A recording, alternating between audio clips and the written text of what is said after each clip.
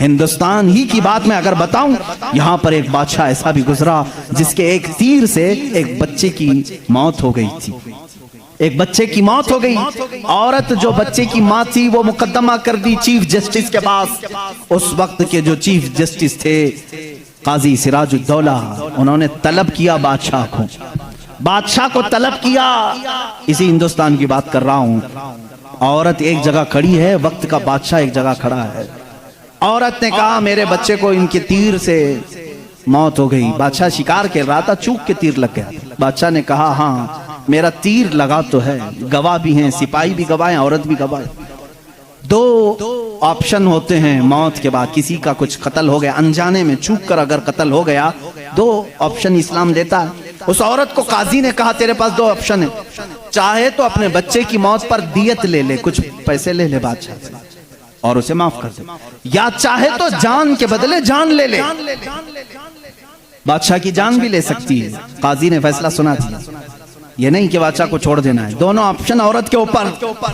وہ عورت نے جب دیکھا کہ عدل کا یہ پیکر اسلامی نظام ہے، بادشاہ کے تیر لگا ہے اور قاضی صحیح فیصلہ دے رہا ہے، اس عورت نے کہا اگر یہ قاضی آج اس طرح کا صحیح فیصلہ دے رہا ہے تو اس طرح کے بادشاہ کی وجہ سے ہی، بادشاہ ایسا ہوگا اسی لیے قاضی ایسا ہے۔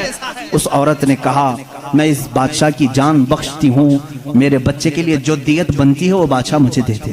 بادشاہ نے جتنی دیت بنتی تھی اس سے زیادہ اسے دیا، اور جب یہ معاملہ ختم ہوا تو بادشاہ قاضی کے پاس آیا اور اپنا جبہ کھولا، اس میں خنجر تھا، خنجر نکالا، کہا قاضی، وہ اس وقت کے سپریم کورٹ کا چیف جسٹس تھا قاضی۔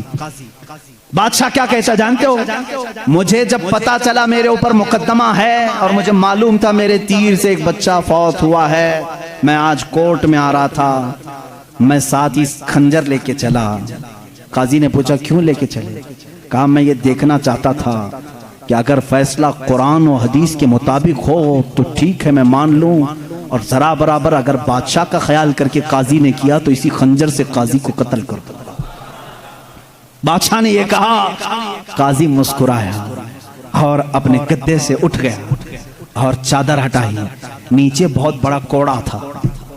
کہا بادشاہ تمہیں معلوم ہے میں آج پہلی مرتبہ اس کرسی پر آنے کے بعد، اس گدے پہ آنے کے وقت کوڑا نیچے لے کر بیٹھا ہوں۔ کہا کیوں؟ کہا میں نے اسی وقت طے کر لیا کہ بادشاہ کو کٹہرے میں کھڑا کروں گا اور فیصلہ قرآن و حدیث کے مطابق سناؤں گا، اگر بادشاہ مان لیا تو ٹھیک، ورنہ میں اس کوڑے سے اسے منواؤں گا۔